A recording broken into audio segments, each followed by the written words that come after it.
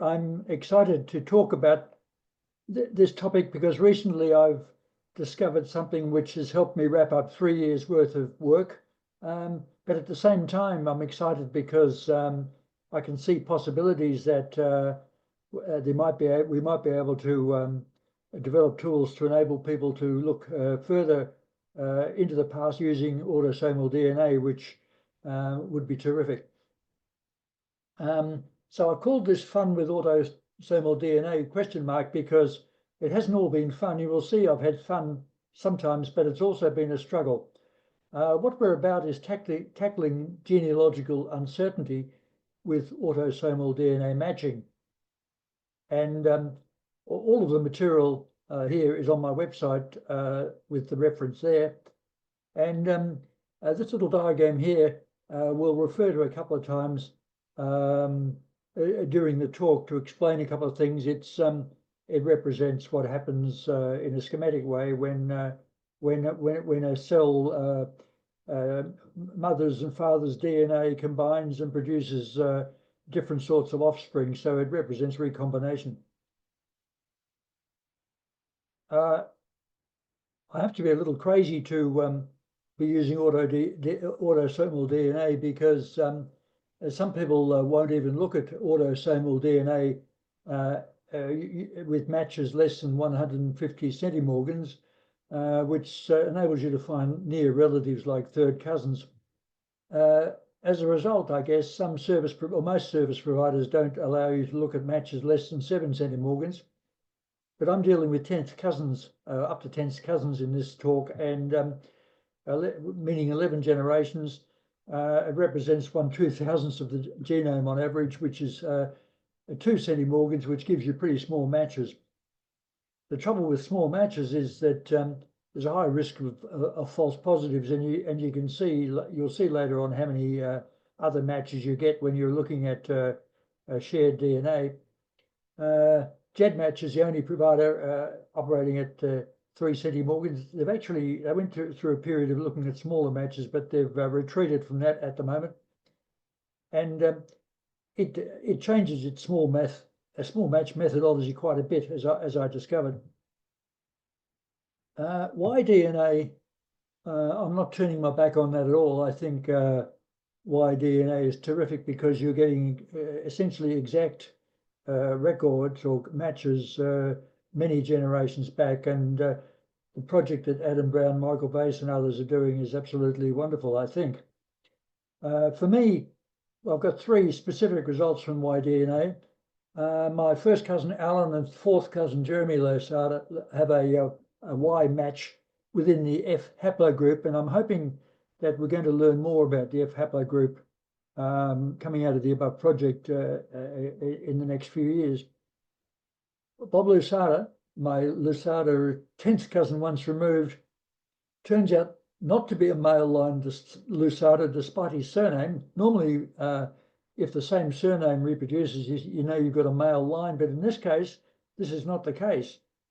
And in fact, Bob is a Y match for the many thousands of the males in the Midwest Losadas.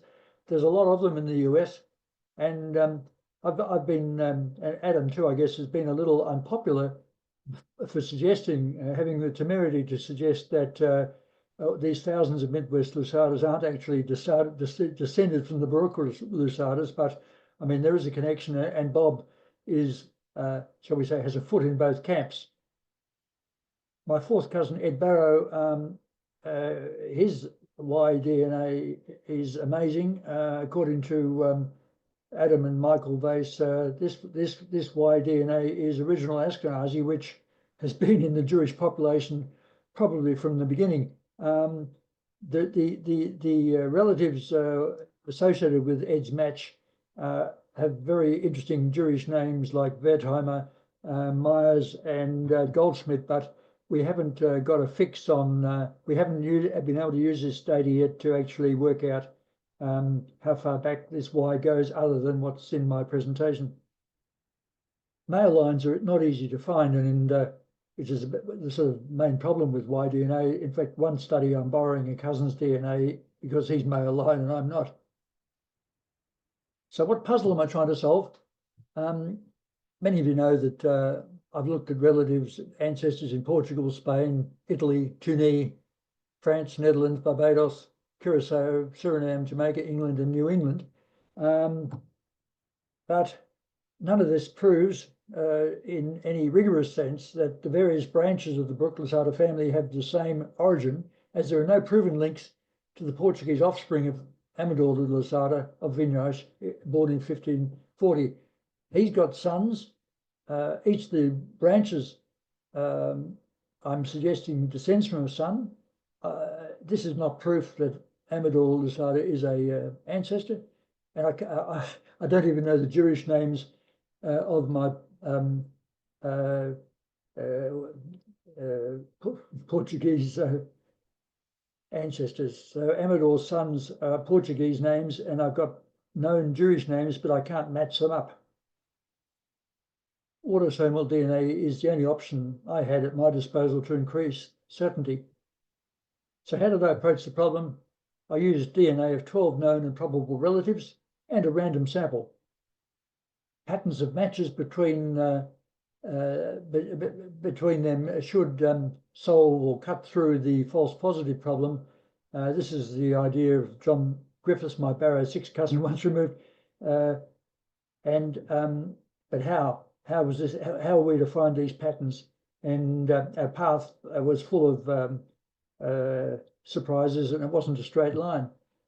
I've got to look at. I've got to take you through the 5 or 6 branches of the Brooke-Lusata so that you're familiar with the branches that I'm trying to connect at the top. As I've said, we have no evidence that Amador de Lusata is my 6 times great-grandfather, although that's my proposition. We don't know which of his sons corresponds to David, who is the known name of my ancestor 10 generations ago. We don't know where Aaron was born. I think probably Madrid, and so on. This gives rise to the English Lusatas and our first 4 relatives for DNA purposes: me, Mike Dugdale, 6th cousin, Jeremy, 4th cousin, and Alan, the 1st cousin. The Den Haag Lusatas represent quite the bulk of the Lusatas in the Amsterdam records, and they descend, I believe, from Abraham 1875, I call him. He only appears once in the record, so I've had to use a bit of imagination, but he's a real person and appears to be associated with the Israel Pereira's Isaac and Abraham, who got to Amsterdam in 1644 and 1645. Like his brother, Aaron 376, he was a stepson of Isaac 42, who I'll talk about in a moment, upon the death of David 1584. Bob Lusata reports a match with it's DQS1, I've got DGS1 there, a Corrido Lusata descendant, and this is our only known connection with the Den Haag Lusatas, and I'll mention this a little later on. The New England Lusatas, I don't know who Jacob 740, the originator of the New England Lusatas. He was a chocolate merchant in New York.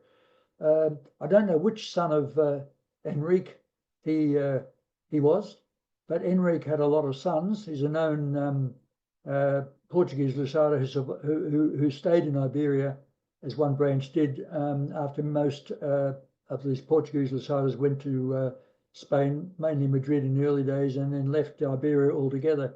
This branch stayed in Iberia, Portugal, and then went to a different part of Spain, I understand. Jacob and his brother Abraham, and I don't know Abraham's Portuguese name either, left Iberia at the time the Falmouth packet boats left from Corunna in Spain, before they were relocated to operate from Porto and Lisbon at the time of the War of the Spanish Succession. I looked through the Bevis Marks records quite a lot every now and then, I guess, to see whether I can find the payment to the skipper who brought these guys to London in 1698.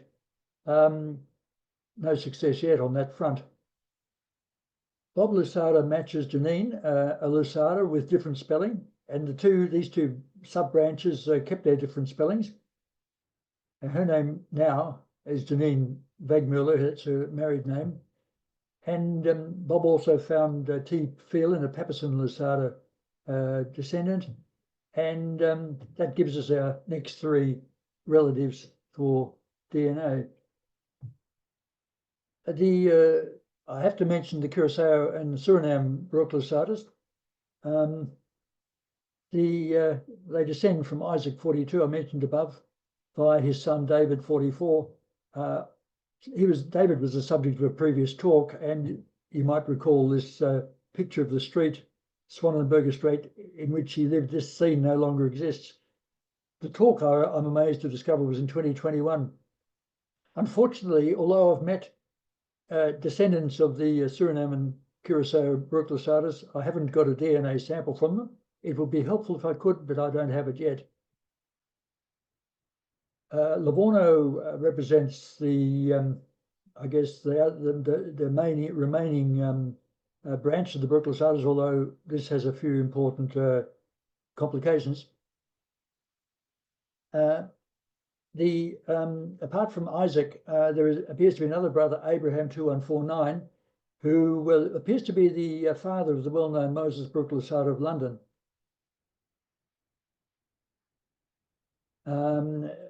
Cousins married, and Isaac 1807 has the name of his father, which I love when this happens, and it's because it's due to the maternal grandfather was called Isaac. Isaac 1807 had daughter, at least one daughter. I believe an unknown daughter is the key to what comes next in this branch. Because Randy Schoenberg has given me the name of her husband, Prague husband, and of course how she got to Prague and what her name was and the name of her first husband is unknown. If Bernard Miller's in the audience, I would like to chat with him a little further, because the collaborator I have in this area, a fellow called Murad Baruch, believes that the first husband was named Baruch, but whether it was a patronymic or a Baruch family, we don't know at the moment. I would like to know more about the trade routes between Tunis, Venice, and Prague, and I'm hoping Bernard might be able to shed some light on that. We don't know how this Baruch Lusada woman got to Prague. One possibility that occurs to me is that she was widowed there and married Baruch Lichtenstadt, who has provided three more relatives for DNA, because he was the father, well, he was the grandfather of John, the ancestor of John Griffiths. Well, he was the father of Simon Barrow of Barbados, who had descendants John Griffiths and also Ed Barrow, and from the first wife, from her first husband, we've got a person called Scott's wife. Now, there is a Pressburg connection here, and this stems from a very well-known court Jew called Simon Michael, who was an agent of the great Samuel Oppenheimer. Simon Michael was illustrious and distinguished in his own right, because at the time Hungary was being assimilated into the empire, Simon Michael, through his agents, collected a vast amount of Hungarian coins and sent them to the Vienna Mint for turning into Austrian coins. He was rewarded by being given permission to live in Bratislava, which is conveniently down the road from Vienna, convenient more to the Austrians and the Hungarians, who later on changed their capital to Budapest. Simon Michael Pressburg, as he's now known, because Bratislava in German is known as Pressburg, had a son, Samuel, whose granddaughter married Simon Barrow of Bath, which meant that quite a few English Barrows and Lusadas were descendants of Simon Michael Pressburg, including me, Jeremy, Alan, and Ed, all of whom I've got elsewhere on the chart. Simon Michael Pressburg was also father of Michael, who's the direct ancestor of Randy Schoenberg's mother. But descendants of Baruch Lichtenstadt seem to have mingled with the ancestors of both Randy's mother and father. So both those two are our final two relatives in the DNA studies I'm doing here. So the research project had 3 stages. Each used a GEDmatch set of 3 centimorgans, which is as small as you can go. Strangely, each used a different methodology for deciding what was a match. And this caught me by surprise when I moved from stage 1 to stage 2, because the methodology had shifted. And in discussion with GEDmatch, they told me about a further development, QMatch, which they recommend for looking at small matches. Small matches, it's much more important to look at the quality of the matches. Large matches, it doesn't matter too much whether pieces are missing from the DNA or the ends of the segments are a bit messy. When you get to small matches, it's much more important to be more specific about what happens at either end and any missing sections. So QMatch is what is recommended. It's behind a paywall though, so it's not for free. So in 2022, with these 6 relatives, I looked for matches. In 2024, with the GEDmatch technology much better, picking up matches between relatives and then between random people. And this was, in effect, what, in a sense, validates John Griffith's hunch that a bunch of relatives should give you more matches than a bunch of random people. And in fact, it took until the second stage of their methodology that I was able to show this. 7 relatives, because I added Bob. In the third stage, with 12 relatives, I added Alan and Jeremy, I added T. Phelan, and I added Randy's parents. And so let's look and see what happened in each of these stages. In stage 1, I got 14 interesting multiple matches that I set out in the next slide. 2 of the matches only of these 14 were outstanding. The rest was similar to matches between random people, and that was my yardstick. If they were common matches that random people showed, I wasn't interested. It's a crude test because sometimes random people can display interrelationships which might be stronger than the Baruch-Lusada relationships I'm looking at. So it's a tough yardstick in some respects. We also found a very unusual phenomenon, a coincident boundary involving 4 individuals, which I'll talk about later. The 14 interesting matches, and I've sifted these from I think it's about 80 matches out of 150 or 180 individual matches. In chromosome 2, I get a very tight set of matches between a small number of people, as you can see. And on chromosome 8, I get everybody in the sample appears in this match. And you'll see 2 things here which are interesting: a common segment boundary coincidence, and the rare one here, which I'll talk about these shortly. That's the rare one there. So these 2 matches on chromosome 2, we get 4 people in this match, bridging 4 family branches.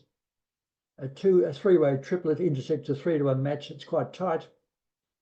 But chromosome 8, this represents all 6 of the relatives, including the rare coincidence segment boundary that I mentioned at that location. The odds of such a coincidence are lower than 7,000 to 1. That's my that's my rough calculation as to what the odds of that to getting a coincidence like that is.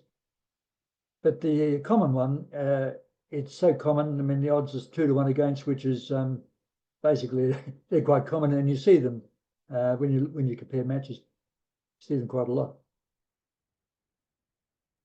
So Recombinations define segment boundaries, and I'll show you quickly how this happens. In this little diagram, if you look at the two strands on the left and you work up from the central structure called the centromere, you see the greens matching each other until you get to that the first recombination. And that is what leads to a segment boundary. It stops that match between the greens happening.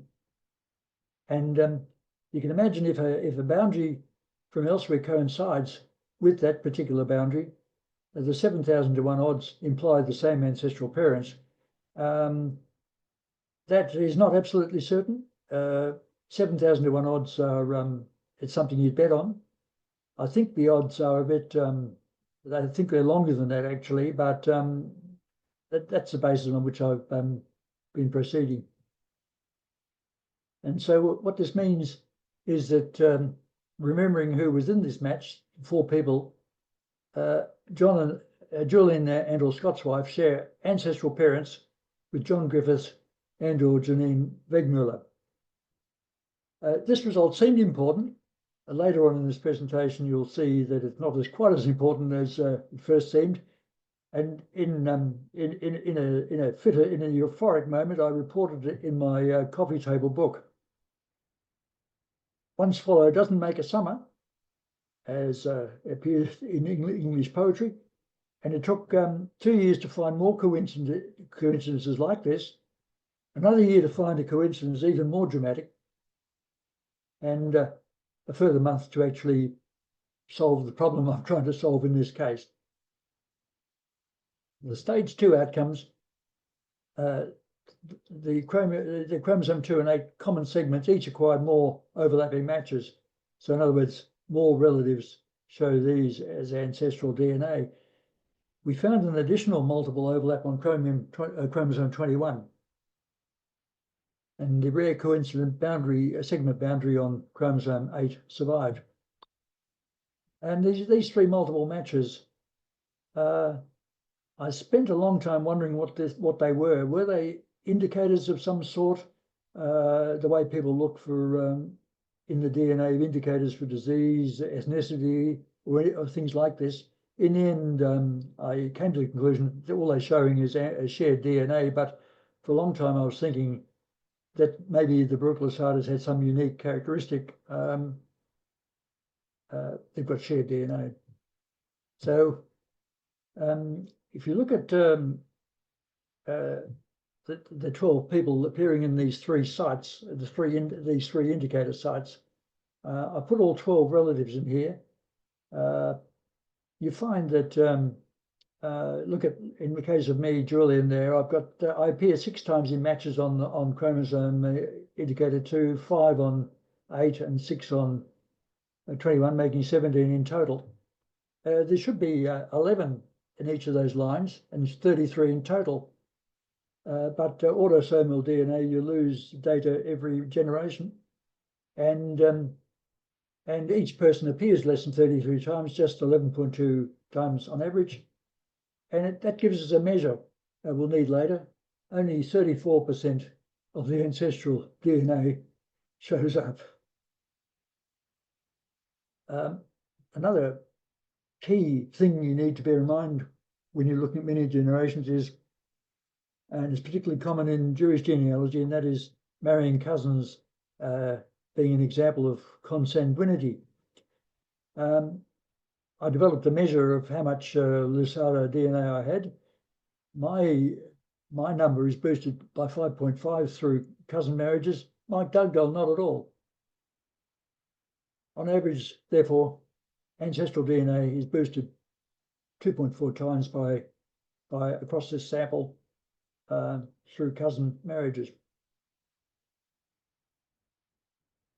Now, this is where we start having a little bit of fun. We'll look at 7 centimorgan segment match sizes, which is what you get with commercial DNA companies. And we're getting a scatter of matches. None of them have got Baruch-Lasada in them. And so, and if you look at that, if it wasn't for my cousin Alan, we would hardly have anything.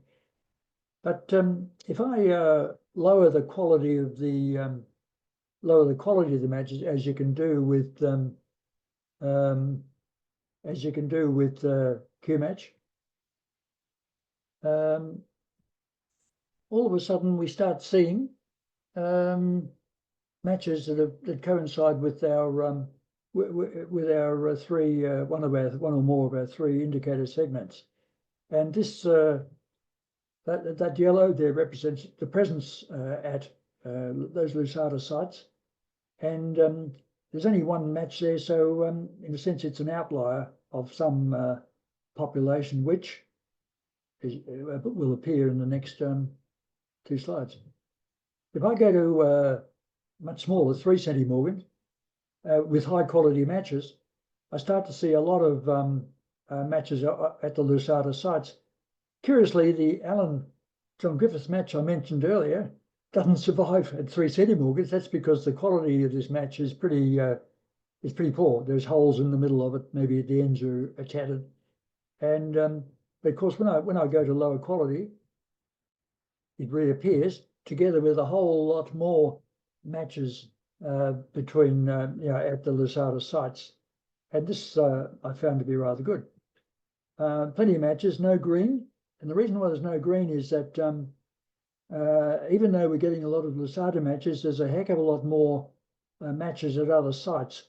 So whether these are false positives or what they are, we call them false positives. We're only getting a small number of Lusata matches in amongst a whole lot of others.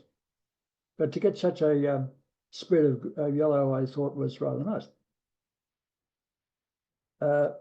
The 5 extra relatives fit in there pretty nicely, and so I press ahead quite confidently to stage 3. Amazingly, at stage 3, I found 7 more of the rare coincident segment boundaries, 3 on chromosome 2, 2 more on chromosome 8, and 2 on chromosome 21. Each rare coincident boundary shows a specific genetic event linking up to 4 relatives and an ancestral family. And it seems that the presence of these rare coincidences is linked to shared DNA. And if I try to estimate the size of the shared DNA, I look at the relevant these boundary coincidences, and I can make an estimate for how much the shared DNA is, and it comes to well, add them up, segment sizes, and I get 9.5 centimorgans. I'll use that number later as well. So if I look at which relatives appear at each of these rare coincidences, each coincidence has got 4 or sometimes 5 relatives appearing. And so in the first one, you can see that Ed or Janine have the same ancestral family as me and Jeremy. Now, it's very hard to draw conclusions from that, owing to the ambiguity, the way I have to understand this. I thought that this data set, when I first saw this data set, I thought this was fantastic. It knits together the whole lot into one family, but that's in fact not the case. It mainly confirms genealogy to the extent that you can draw conclusions from this. It mainly confirms genealogy within the branches. It doesn't, despite appearances, enable you to draw conclusions across between the branches. So I'm a little disappointed at this. However, we can derive some conclusion from all this. We can look at the vintage of these matches and see how far back it's telling us the ancestral families are. By genealogy, paper genealogy, we know that the ancestral family is no more than no closer than 10th cousin or 11 generations back. It may be more, but it's no less. Now, we can estimate the shared DNA for 10th cousins because some kind person has modelled how much shared DNA there should be for 8th cousins, and that comes to 18 or so centimorgan. It's clear that a factor of 4 applies between generations, meaning that we've got one, we should be getting 1.2 centimorgans at the 10th cousin level.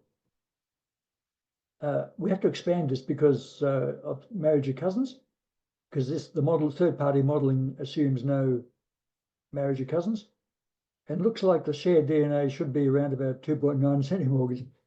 And so what did we find? Our shared DNA looks to be about 9.5 centimorgans. We lose it, not only a certain amount of it shown because of autosomal characters, and we get about 3.2. And so I think this is telling us that 10th cousin appeared to be about the correct vintage for the ancestral family we're looking for. If it was some other, if it was later, we'd divide by factor 4 and we'd be way out. This is the sort of calculation physicists make to make sure they're in the right ballpark, and I think we're probably in the right ballpark 11 generations ago. At this point, I'm marooned. We certainly found shared DNA, but our rare coincidence segment boundaries aren't telling us enough to interconnect the branches. But I'm lucky. Fortune favors the prepared mind. Another type of rare coincidence segment boundary was found by accident on chromosome 2, not at the chromosome 2 lasatus segment, and not even an overlapping segment, something entirely different. This was equally unlikely, same statistics as the other form of rare boundary coincidence, but much more striking, as you'll see. So in 3 weeks, we got further than in the last 3 years, and I need to call these new segment boundaries disjoint contiguous segment boundaries. You've got abutting segments which meet at a particular location. So you can see that at 8099955 on chromosome 2, you can see that at the same location, Bob matches Jeremy up to that point, and after that point, John Griffith matches Jeremy. And the same sort of thing happens at 8442248. You see that Bob and or John Griffiths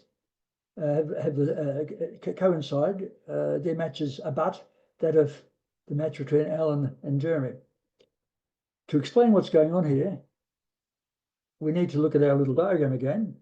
And here we look at the center 2 strands. And you can see at those center 2 strands, if a sibling has got, say, the second from the left and another sibling's got the third from the left, you can see that they're not matching, moving away from the centromeres, but both are matching the same parent. And so you can see that that's exactly what's happening. You can see that's exactly what's happening in the Bob match with Jeremy and the John Griffith match with Jeremy. And that shows that Bob and John Griffith descend from a pair of ancestral siblings. The siblings have got those complementary gametes, and Bob descends from one and Jeremy descends from another. So this is a stunning result. Jeremy matches one of the ancestral parents. There's still some unknowns here, but it's clear what's happening. It's our first proven interbranch connection going back more than 10 generations. The second of these coincidences doesn't add much, but of course confirms that Jeremy and Alan descend from the same ancestral parents and as Bob and John Griffiths, but it doesn't tell us which branch they're in. Nonetheless, I'm happy I've got somewhere. We've proven, in effect, that the New England Lasadas and the Barrows descend from the same ancestral family, which is a truly astonishing thing to say, because you've got these two families who have proposed come from the same source, but they've had no connection with each other for 10 generations. Nobody has any idea that they're related like this. And so I think this is rather good. Conclusion B. This was almost certainly the English Lusada ancestral family, although this data doesn't prove that. We've got some data, the match that Bob Lusada had with DQS1, which suggested. My genealogy work also suggested, and from this, Barrow origin from the Baruch Lusadas is confirmed, something which the Barrows believed and no one has ever proved. And this also means that the Baruch Lusada DNA did in fact reach Prague around 1708 under circumstances which we've yet to fully understand in terms of history and genealogy. In conclusion C, the interbranch connections means that the family of Amador Lusada of Vignais is a more probable source. I haven't proved it absolutely, but it's a correct number of generations ago, and Amador had more than enough sons to provide for each of the branches. So I haven't proved it absolutely, but I've got a big piece of evidence which takes me a long way towards where I want to go. These improbable segment boundaries may provide a basis for AI searching of remote families, because finding these rare coincident boundaries is not easy, as you'll have seen. We don't, in fact, need to elaborately assess overlapping boundaries as I did. You can just look to see where these coincidences are, separate out the rubbish ones, the ones that are common. Have a look at trying to get a catalogue of the in any sample of the infrequent ones. 2 types I've discovered, and from this we've got to interpret them. Now, interpreting is not easy because you need to work out which generation the ancestral family in each case relates to. It could be target, like in my case, or it could be one either side or 2 either side. You need to have a probability estimate of where those ancestral families sit with respect to each other. And it looks to me as if it's going to require a quantitative probability approach to correctly date ancestral families. The people in the commercial genealogy companies have statisticians, modelers to produce the sort of estimates and probabilities that I illustrated earlier with the 8 cousins. I think that the next step forward is to try and find a receptive commercial DNA company who will work with us to help develop a new service, which I'm almost certain won't be free, but it's probably a useful thing to push. So this wraps me up in terms of what I wanted to say today, but I have to acknowledge all the people who've have helped me in my endeavours. John Griffiths for getting me excited about tackling autosomal DNA. Randy Schoenberg for all the relatives he put onto GEDmatch, and also the identity of the Prague father of Simon Barrow of Barbados. Adam Brown and Michael Vase for wire advice. Jarrett Ross for helping me understand how Sephardic and Ashkenazi interconnections come about. In a recent conversation with Bernard Miller, he's had a similar experience to me with Jared. We've both got similar sort of connections with Jarrett Ross, so there's more conversation perhaps to be had there. I'd like to acknowledge my relatives who are brave enough to offer their DNA to my studies. Bob Lusada for his diligent genealogy. To all those who overcame reluctance to share ancestral information, and there were some of those. And lastly, to Ton and David for this forum and much else besides. So that concludes my presentation. That's brilliant. Thank you. Would you like to stop sharing, and then we can Yep. have some Know questions. how to do that. I'll do that. I'll go to Zoom. And my mouse has just died. How do I stop sharing? Oh, maybe I can. I'll have to change the batteries on my mouse because I don't think I can do it. I don't think I can do it.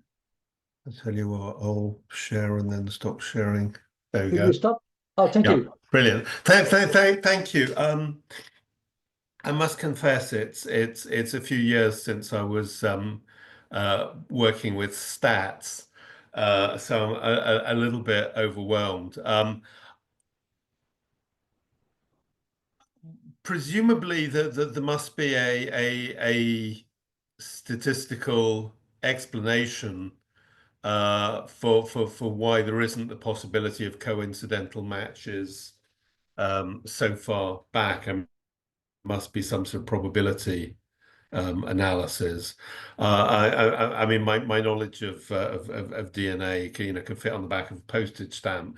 But if as I understand, there are sort of four different places it can be. Once we get back 10 generations, is there not just a possibility we're looking at coincidences if we have tens of millions of people in Europe? Oh yeah, look, if you, yeah, I guess so. If you look at enough people, but I guess David, I'm trying to do this with a small number of people, and uh, I form my probability estimates simply by looking at where if a boundary is located at a particular point in the DNA. If I look at how many segments roughly we're talking about, say 1,000 at the sort of uh, distance we're talking about. And Yeah. so it's 1 in 1,000 you land in the same spot, but within that segment, you've got 200 SNPs. So like where you've got, at worst case, depending on where they put the boundaries, you're looking at 1 in 200,000, but there's 30 matches. So 30 in 200,000, you're looking at 1 in 7,000, but chance of the boundaries landing on top of each other. But I think it might be a lot greater than that because the matches are generally now. I can see this in some of the later work I did that the boundaries are put uh, not just at either SNP, the one before or one after the match, but in between somehow. So I think the 1 in 7,000 is a bit generous. I think it's much more unlikely than that. But again, I'll need to talk to experts about that because uh, I'm making assumptions about how many matches there are. You've also got to worry about the coincident birthday effect. If you've got N people in a room, how big is N has to be before you'll get a coincident birthday. And if you've done that calculation, it winds up being about 25. So the coincident birthday effect is quite, you've got to bear that in mind as well. Mm. Thank you. And another question, it's probably a stupid question, but I'll ask it anyway. You said at one point that two of the people in your group you identified as being descended from siblings, presumably because their segments didn't overlap. But given that there are multiple generations, might there not have just been one longer segment, and it's just a coincidence that it split at that place, or is that improbable? Well, this is part of the challenge to work out which generation the ancestral family is coming from. I mean, where there's cousin to cousin marriages, your testers, your two people who provided the sample can have a common ancestor earlier than in my here 11 generations ago, can be earlier, but I guess that's why it's important to work out exactly where that ancestral family sits. And as I say, I was lucky that we seem to be at the right number with Amador Ladasada, but it could be a lot further back. In the case of cousin marriages, it could be a lot earlier. So that's why you've got to take a lot of care over which generation you're talking about. Mhm. And have you sort of created a spreadsheet or something with sort of macros that can make it simpler for those of us Um, who are less smart? no, look, this is look. It's been a very amateur effort. I mean, when you've got even when you've got 12 subjects, the number of matches that you get, uh, you can get up to 1,000 matches. You can get a 1,000 matrix, 1,000 by 1,000 matrix very easily that you're Yeah. trying to pick matches out of. So yes, spreadsheets are essential to keep track of the match data. Um, but I'm doing a mixture of using spreadsheets, but also recognizing the interesting matches by eye.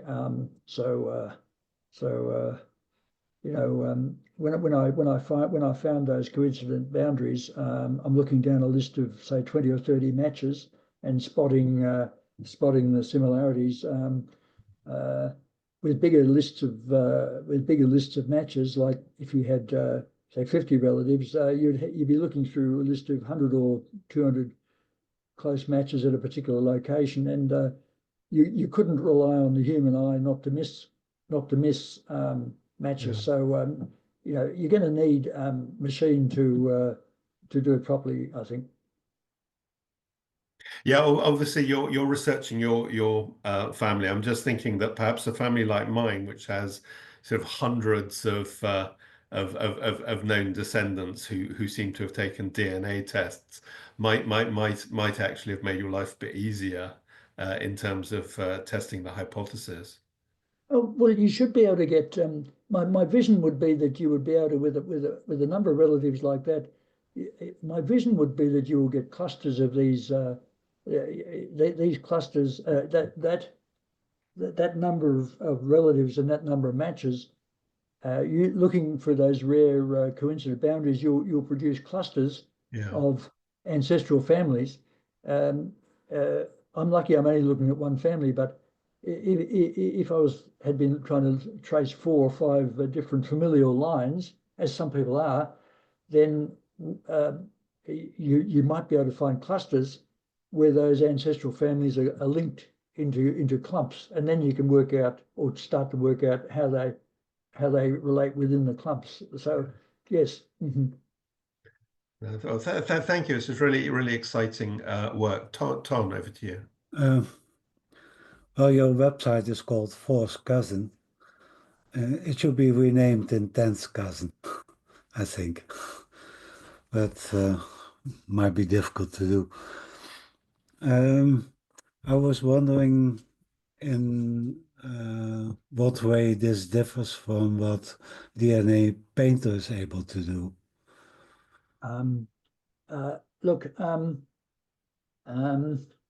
DNA Painter enables you to visualize the matches, and in some cases tell you whether it's from the mother's or father's line and so on. It's a way of visualizing the actual matches, the overlapping matches, and I guess I've done that in a slightly different way, but I've also doing something unconventional, which is looking at the actual endpoints of the matches. And this is the experts uh, will not like this because the endpoint of the matches is somewhat arbitrary, depending on how you set your match uh, evaluation software. You can place the boundary um, uh, at the last snip in the match or the first slip outside the match. You could set it somewhere in between. There's an element of arbitrariness, but I think that as long as the methodology is applied consistently, then I think that the coincidences are a valid thing to look for. Um, I also think that it doesn't matter whether you miss a few of these simultaneous coincidences because um, as long as there are some there, which they're like a flag for ancestral DNA, I think that it shouldn't matter too much that the segment boundaries are a touch arbitrary. So, look, I'm going to have some interesting conversations with the experts, but I think that it's possible to broaden out what happens in DNA Pater and look at the actual numerical data as to what is at each end of a match and what that coincides with. So, Can I just sort of throw in one other thing that presumably in a relatively small endogamous community like Western Sephardim, if ultimately you're researching multiple families, then you'll be able to presumably um, the more families you research, the easier the others are, if you see what I mean, because you will know that some belong in and some. So in fact, perhaps an endogamous community such as ours is quite a good test bed for the theory. Yes, to commercialize this sort of approach, you would want to have the capability of comparing the data you get from one set of possible relatives with possibly someone else's set of possible relatives, so you can get a cross match. Now, I think that's probably going to require a bit of computing power, but that's something we've got in abundance these days, increasingly so. And so the sort of thing you're suggesting, I think, might become possible. Yeah. I see that Bernard Mello has his hand up. Bernard? Hi, Julian. Thank you so much for that. I've sent you my email in the chat, but if you have any difficulty, ask David or Ton for it. I'm blown away by this. If I had a pay grade, this would be well above it.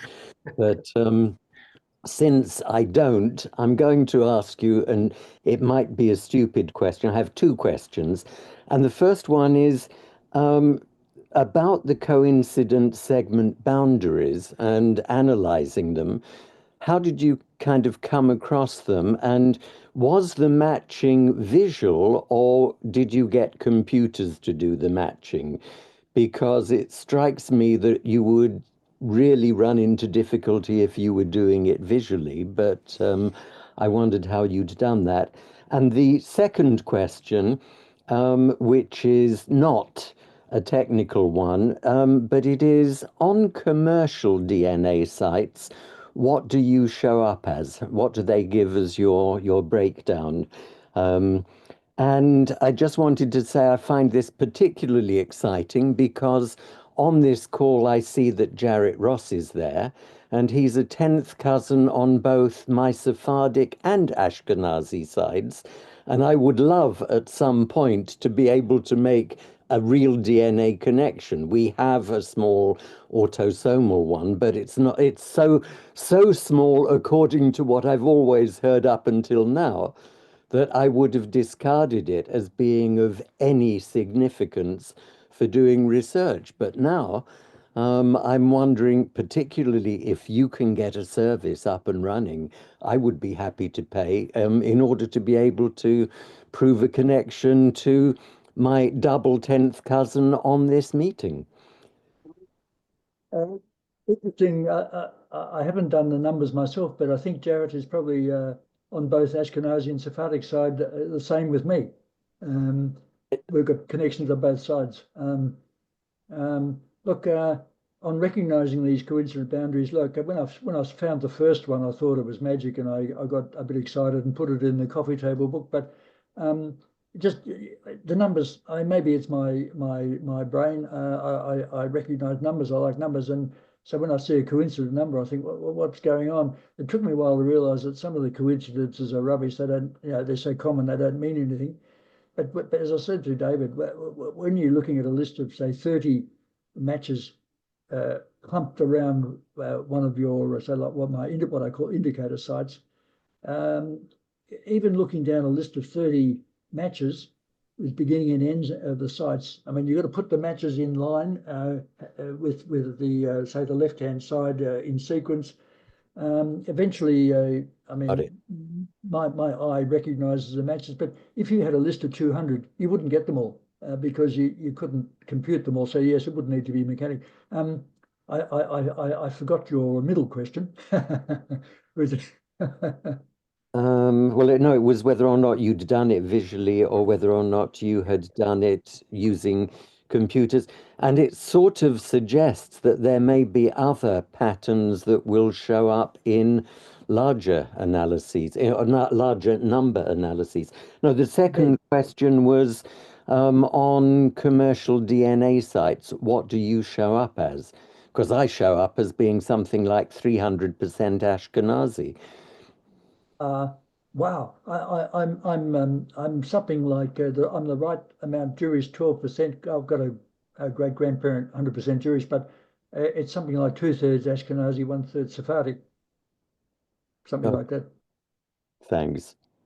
Anyway, I look forward to talking to you about my Baruchs, who go back 10 generations. So, Thanks, Bernard. So both Ali and Bruce asked if you're planning to write up your research in a paper, which I think would be very useful. First thing I'll do, David, is I will upload this talk to the website, our website. There's already other talks I've given already on there. Don't look too soon because there's an early version of this talk on it, which is uh, uh, shall we say, premature or too early. But this, when I put this one up, that'll be a convenient way of getting access to this particular talk. But look, maybe I will, if what I'm saying, shall we say, bears sufficient weight with the experts. Who knows? I might end up writing something more academic. Thank you. In the chat, Andre is saying that you match his maternal grandmother, and you can see the information Oh, in the Yeah. chat. It That's I think from caught my interest because it was precisely on chromosome 2. Although I think I need to watch your talk again to make sense of all of it, I confess. and Bruce has provided a link to a paper.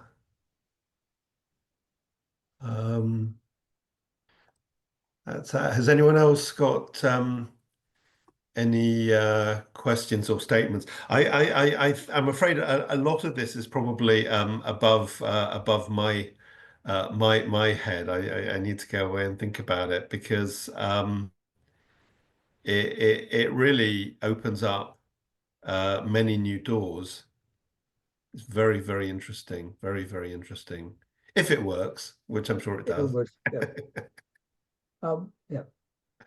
Maybe I was a little lucky, but then again, I've been unlucky in this work as well, as you saw. I have been lucky, but the discovery I made, it's so powerful and clear. You think, wow, there has to be there has to be more to it. So yeah. Do you need any help sort of being in touch with people like Ancestry or MyHeritage? Because we have contacts. Um, uh, Look, I think the answer is probably yes. I mean, I'll try approaching GEDmatch and family tree DNA the way I have in the past. Look, I'm hoping to strike a boffin who I can talk to and do some development with, but I may well be unlucky and need some other boffin I can talk to. So the answer to your question is probably yes. Right. Talking about boffins, Bruce has his hand up.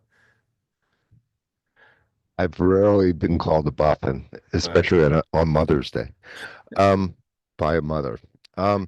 So Julian, really, this is great stuff. I'm wondering, in the pharmaceutical area, in the biopharmaceutical and genetic area, how they might support these unlikelihoods that you have named and use it to find genetic conditions such as I have, to be able to find that there are more propensities, if you will, for those to not be orphan diseases, but be actually inherited.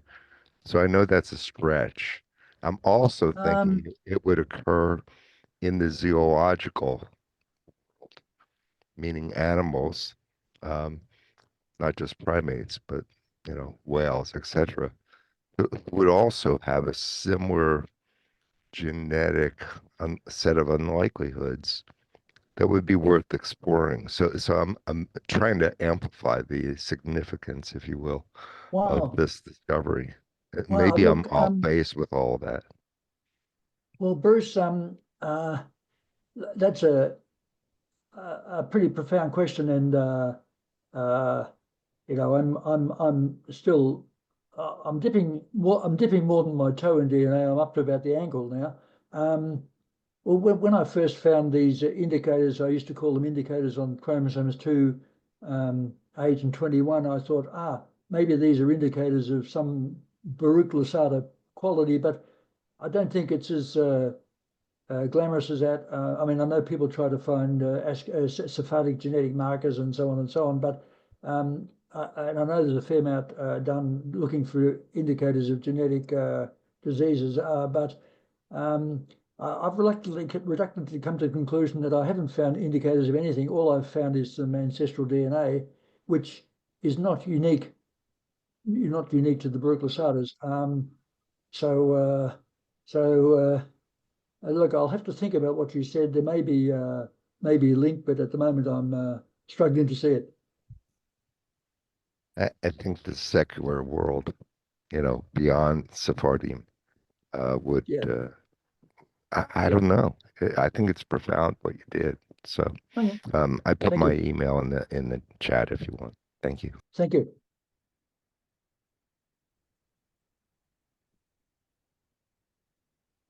Right. If there's no more, Can I make one observation, David? yes, of course. How are you? David and I had the I'm joy. well. I hope you're stopping your car. I am in my car. David and I had the joy of having lunch in London last week. So, Excellent. one of the things that we've been toying with for the last half dozen years is segueing to whole genome sequencing, which is because the price of that has just about come down to the cost of a big Y. And the whole genome sequence, is of course the entire 3 billion nucleotides in the human genome. And we recently tested my family, and we found all kinds of very small, minute, recessive, scientifically derived variations that are speculative, based on the literature. But we found hundreds of them for every conceivable disease and every conceivable genetic variation. The future will be working with exactly what Julian's been talking about, but with a larger plate. And you certainly, at the same time, could do some good for humanity. But you need to identify what we figured we needed 25 people from 25 different populations. And they had to be young people because we didn't want to find this. We wanted to find diseases that, we didn't want to lose diseases that killed people young, right? So they have to be young, and then we needed them to be reasonably endogamous, because otherwise you won't know where they're coming from. So that was something that we worked on with Harry Oster before COVID, and that would be the gold standard. I mean, once you have that, Julian, you got 3 billion locations to look, not 250,000.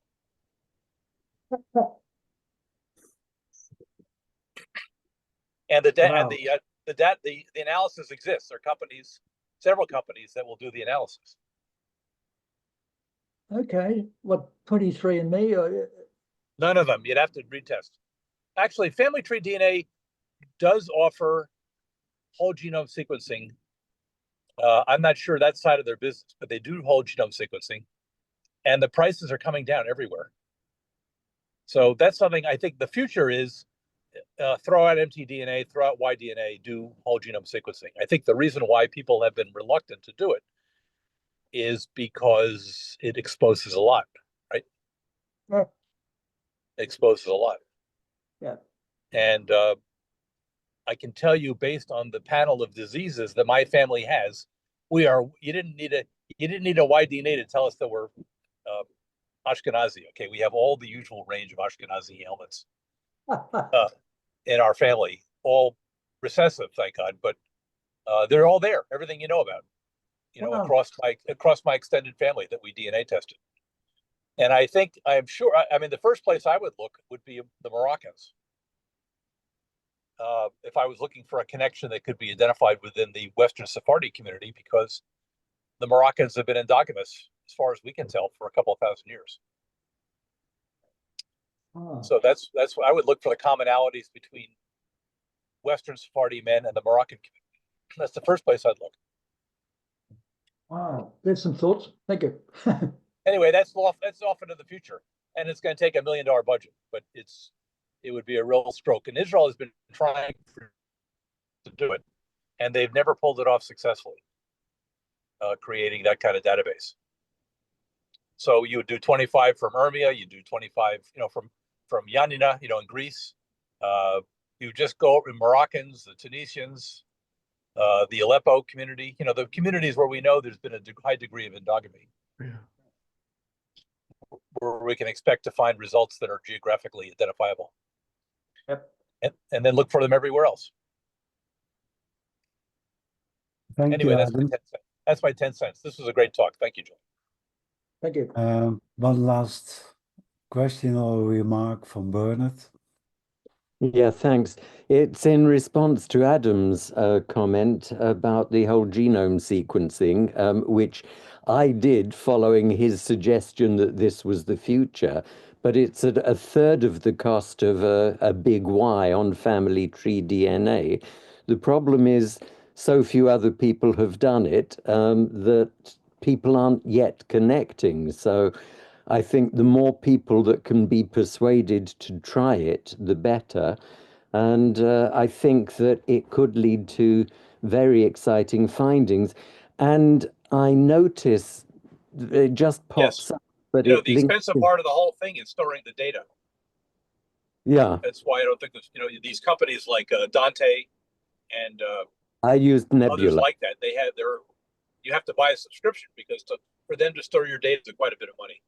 But I have Right. found the testing, you do individual tests in areas you're interested in. They're really very, very enlightening.